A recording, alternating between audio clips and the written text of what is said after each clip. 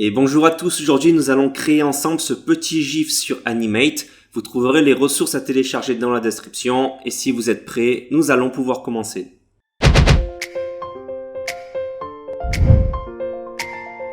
Alors déjà avant de commencer, je tiens à vous dire que je suis conscient que la plupart d'entre vous ne connaissent pas le logiciel et c'est pour ça qu'il y a un petit tutoriel aujourd'hui vraiment rapide pour vous familiariser un petit peu avec celui-ci. On va faire un petit GIF animé de 2 ou 3 secondes, ça va aller relativement vite.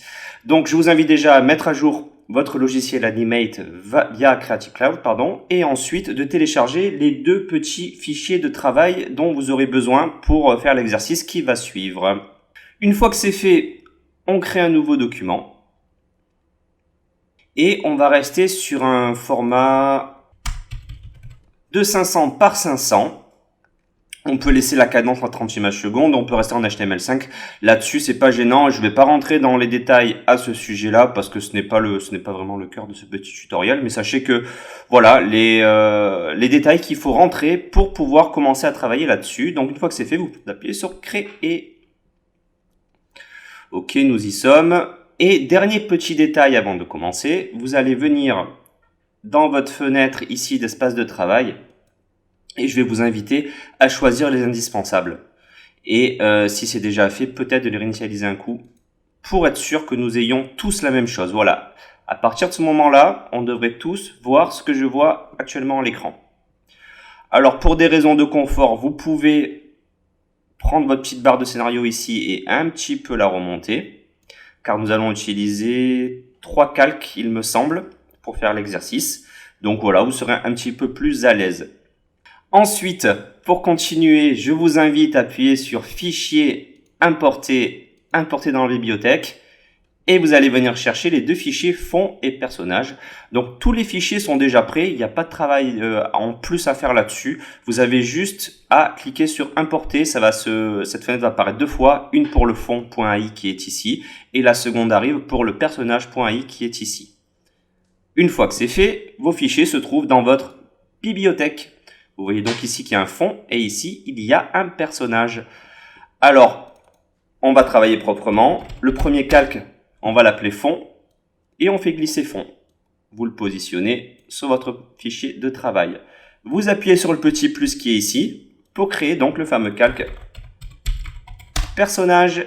Et pareil, on prend personnage.ai, on le fait glisser et on le place sur notre fichier de travail. Ensuite, on va créer un nouveau calque qu'on va appeler cette fois-ci cheveux parce que c'est les cheveux que nous allons animer.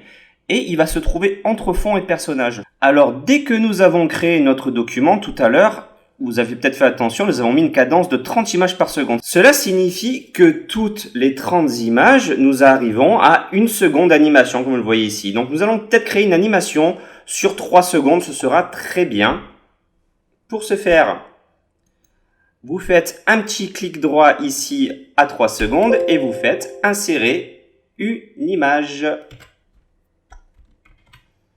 Ce qui a donc pour effet, c'est-à-dire que si je regarde, je reprends ma souris, je me remets au départ. Donc là, vous voyez que j'ai mon personnage et mon lotus. Et si je me déplace au fur et à mesure dans le temps, en restant appuyé, je ne vois plus que mon lotus. Donc, je vais faire exactement la même chose pour mon personnage, le déplacer, insérer une image jusqu'à 3 secondes. Là, actuellement, mon animation fait 3 secondes. On va s'attaquer à l'animation de nos cheveux. Alors pour ce faire, mettez-vous donc sur le calque cheveux, sélectionnez votre plume et en fait on va tracer un petit triangle.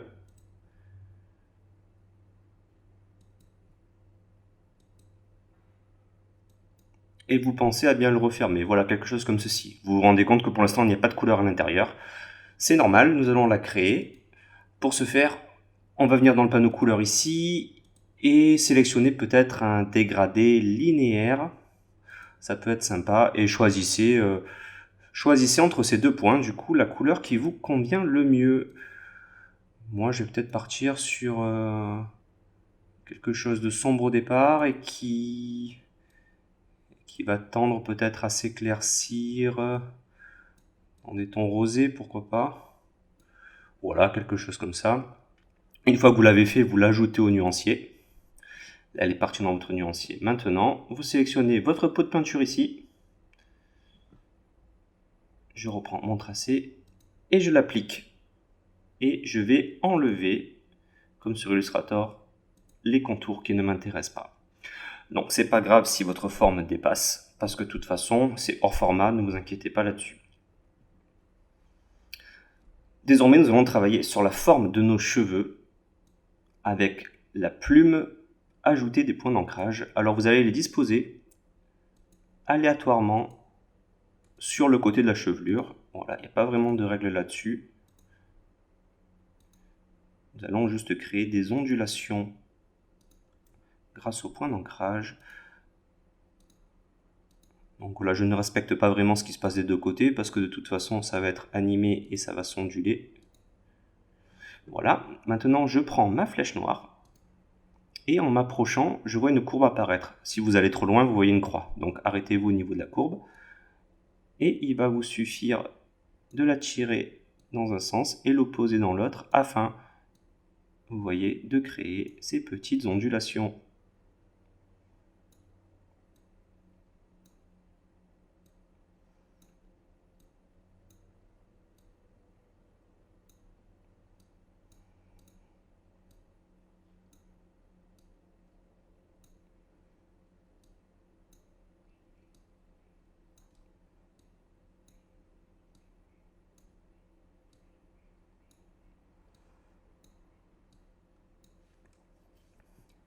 Une fois que c'est fait, je vous invite à venir donc à la 3e seconde et à créer cette fois-ci une image clé qui est différente qu'une image classique. Vous voyez qu'ici il y a une nouvelle image, ce n'est pas une ligne continue.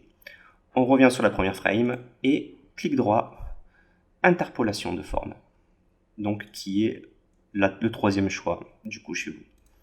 Actuellement rien ne se passe, mais nous allons animer tout ceci.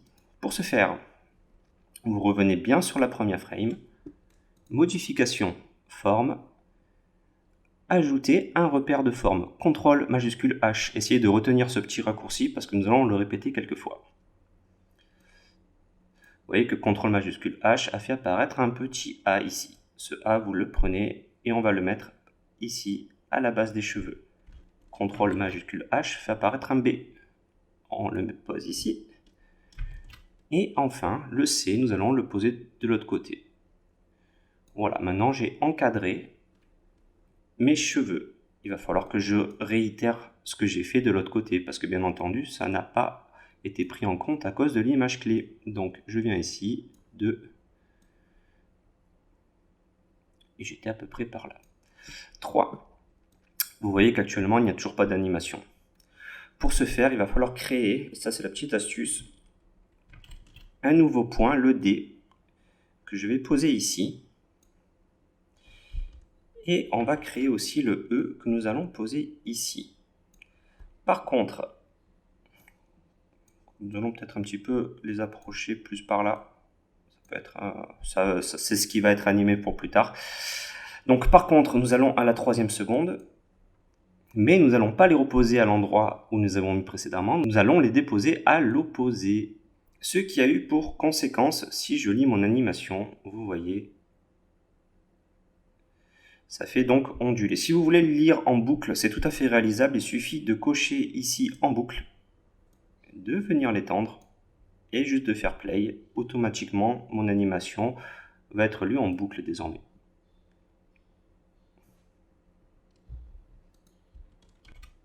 Alors, on va un petit peu dézoomer, histoire d'avoir notre élément en plein écran.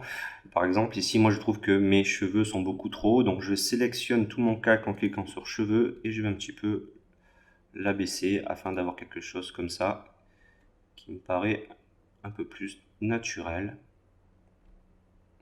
Voilà. Notre animation terminée. Nous pouvons, si nous le souhaitons, augmenter un petit peu sa durée. Donc je vais venir ici pour réduire, vous voyez, ici c'est des zooms de timeline, pour réduire un petit peu afin de voir ce qui se passe. Je vais venir peut-être ici sur la 6e seconde afin de tout doubler. Je vais poser mon personnage, insérer une image, je pose mon personnage. Je vais récupérer du coup la dernière image et cette-ci je vais la tirer jusqu'ici. Du coup mon animation est étendue sur 6 secondes.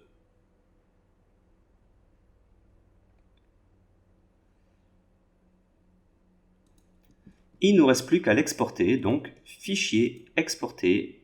On va créer donc un GIF animé, exporter le GIF animé. Alors vous voyez que les GIFs animés génèrent assez mal les dégradés par rapport à leur manque de couleurs qu'ils nous proposent. Et vous voyez que si je descends trop dans les couleurs, ben forcément j'ai quelque chose de très pauvre, hein.